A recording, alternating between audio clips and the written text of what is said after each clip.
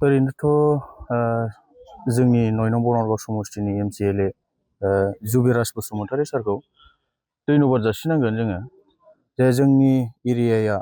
आंबो बे गामिनिनो जे दरथाम गामि दं जोंनाव निउ बांलाजरा वेस्ट बांलाजरा आरो खासिबारि बे दरथाम गामिया दिनै बोसोरफ्रामबो जोङो सेरमांगा दैजों बिराद भुगिनाङो ओरै जोंनि गामि दरथामाव खमावबो 250 जनसो स्टुडेन्टफोर दं आउटआव फरायनाय कलेजनिफ्राय लानानै हाई स्कुल एमइ स्कुलसिमाव आरोखि दा बेसोर गथ'फ्रा जोंनि फरायसाफ्रा फरायनाय थांनायाव माब्लाबा एग्जाम समावनो दैया बाना जानानै होयो आगस्ट जुन जुलाइ बे समाव दैया बाना जानानै होयो दा बे समाव जोंहा बारनो हाया माब्लाबा जोङो ड्रेस गिसिब्लाबो जोङो फरिखा हैनो गोनां जायो जोंनि गथ'फ्रा दा बे हिसाबै दिनै जोंनिनो मानगोनां झारबारि ओनसोलनि सासे समाज सिबियारि सार मेहेर शंकर दा बिथाङा जोंनि MCLA सारनि डाइरेक्सन बायदियै जोंनो जे बान्दो मोनसे खोना होबाय आरो औवानि दालां टेम्परारियैबाबो 3-4 बोसोरसो जोरनायनि सम्भाबना दं आरोखि बे औवानि दालाङा जोंहा जोंनि एरियानि गामि एरियानि रायजो राजाफ्रा बे दालांखौ मोननो हानानै जोबोर गोजोननाय मोनदों जे थांनाय 5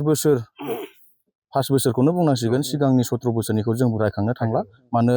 सिगांनि 17 बोसोराव जों बहुद बेबायदिनो औवा दालांनिफ्राय लानानै बहुद प्रटेक्सन मोनबोखादों बे सिस्टेमैनो आरोखि आरो थांनाय 5 बोसोराव जोङो ओरैबायदि जोंना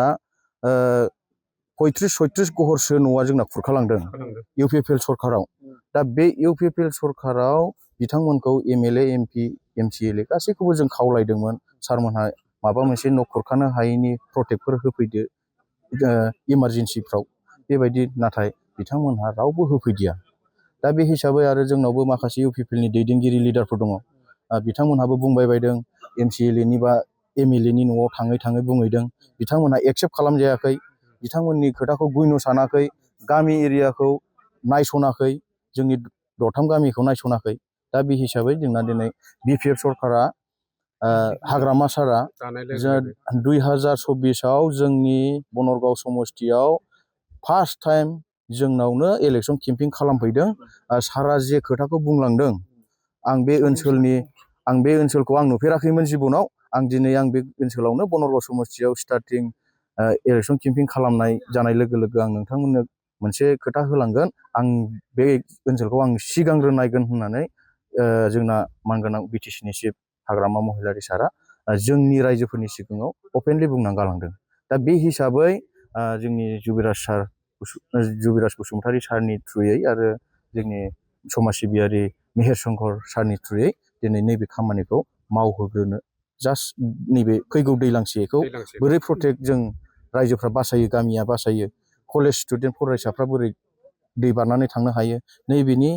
असिलायै नैबे टेम्परारि खामानिखौ जास्ट मावहोग्रोनाय जाबाय आरोखि बेनि उनाव माने सारा बुंनाय बायदिब्ला जों मिथिनाय बायदिब्ला माने गिदिर प्रजेक्ट लाबोगोन आरो गिदिर स्किम लाबोनानै बे दरथाम गामिखौ रैखाथि होगोन बेखौ जों खोनादों मिथिदों दा बेसेबां सैथो उननि माबायाव जों नुलांबाय थागोन आरोखि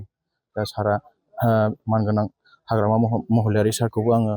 खावलायनो सानो जाहाथे सारा जोंनि बे